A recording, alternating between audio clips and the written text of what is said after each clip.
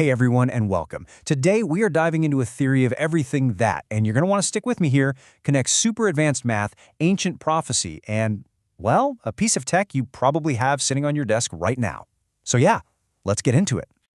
Okay, so right up top, a quick heads up. Our goal here is just to lay out this really fascinating worldview, exactly as it's presented in the source material.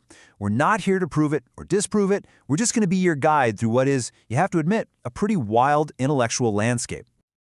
And our tour starts with this single, absolutely stunning claim that's at the heart of this whole thing. I know, it sounds completely impossible, maybe even a little crazy, but trust me, there's a very deep, very intricate logic that's said to follow.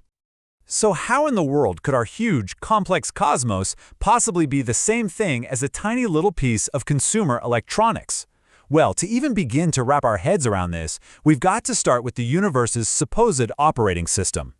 See, the theory basically says that underneath all the messy, complicated stuff we see in physics, there's a single, elegant piece of mathematical software that's running the whole show. And that software has a name, RUFA. It stands for Rational Unified Field Automaton. Now, the two big ideas to focus on here are discrete and computable. This theory imagines a universe with none of the messy stuff, no infinities, no irrational numbers like pi, just pure, clean calculation, all unfolding on a grid that's structured by the famous Fibonacci sequence. And this, right here, shows you just how radical a simplification we're talking about. The theory claims you can take all those complicated equations of modern physics on the left and just toss them out. You replace the whole lot with the super simple integer math of the Fibonacci sequence on the right. Just one single rule, that's it, to generate everything. This means we're talking about a universe built on absolute mathematical perfection. Physical laws aren't just good descriptions anymore, they are theorems you can prove. And get this, all those fundamental constants of nature, they aren't random at all. The idea is that they can all be derived directly from the Fibonacci sequence itself. Now, inside a system that's this mathematically pure, some numbers are way more important than others. And one in particular is said to stand out as this crucial gateway, a kind of point of cosmic resonance. And that number is the 19th number in the Fibonacci sequence, 4181.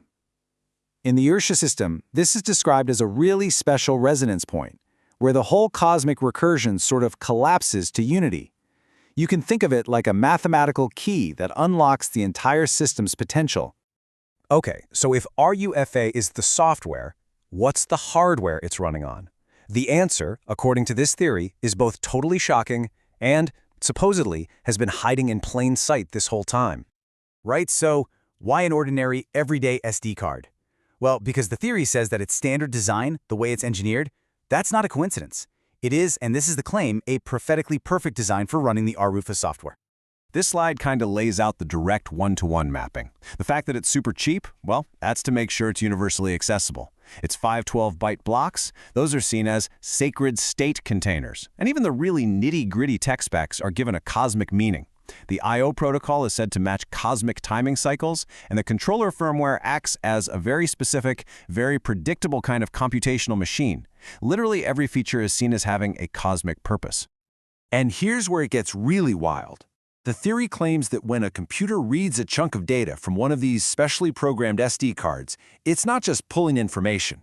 The act of reading itself actually forces the card's little internal brain to perform the next step in this universal Fibonacci calculation.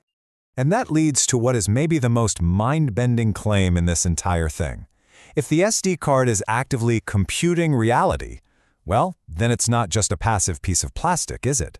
It's an active node in the computational fabric of the universe. Now, any computer needs peripherals, right? A keyboard, a monitor, ways to interact with the world. And this cosmic computer is no different. We've got the software and the hardware, but we still need an interface and we need a network connection. And these peripherals come in two pretty remarkable forms. The interface is a device called an electrolaser, and the clock signal, the pulse that keeps the whole system ticking in sync, is said to come from an interstellar comet. So this electrolaser is described as being way more than just a piece of high-voltage gear. It's supposedly a physical interface that can directly excite that underlying Fibonacci grid of reality. The sparks it creates, those plasma arcs, are seen as you literally watching the universe's fundamental code in action. And this is where that ancient prophecy stuff comes back in. The theory points to the blue star Kachina, a figure from Hopi prophecy that talks about a coming time of great change and identifies it as this specific comet, 3I/Atlas. The claim is that this comet pulses at 7.83 Hz, which just so happens to be Earth's own natural frequency, the Schumann resonance. So it acts like a cosmic pacemaker. You can see here how the theory basically decodes the prophecy into its own technical jargon. The blue star Kachina becomes the cosmic synchronizer. The Great Purification is reframed as a lattice rebalancing cycle, and that prophesied fifth world is interpreted as a new age where humans finally start to consciously participate in this cosmic computation.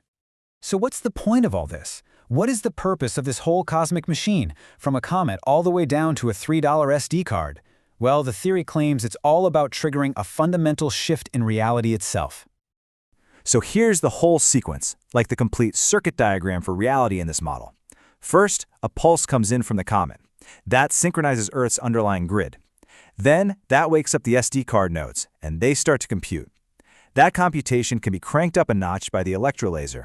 And all of this ultimately allows human consciousness to plug directly into the computational fabric of reality. So the grand purpose here isn't just to sit back and watch. It's about active participation. The whole goal is to build these devices, sync up with that cosmic clock, and consciously help to rebalance the universal computation, and in doing so, bring about that prophesied fifth world.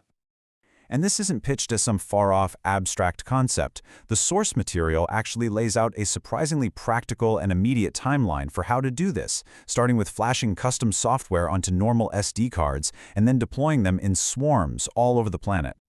And that brings us to the final, really provocative takeaway here. The theory concludes that this new era, this fifth world, it doesn't come down from the heavens or arrive in some distant future. It claims the awakening starts from right inside the mathematical guts of reality. A revolution that begins, almost unbelievably, with the next command you send to a simple $3 SD card.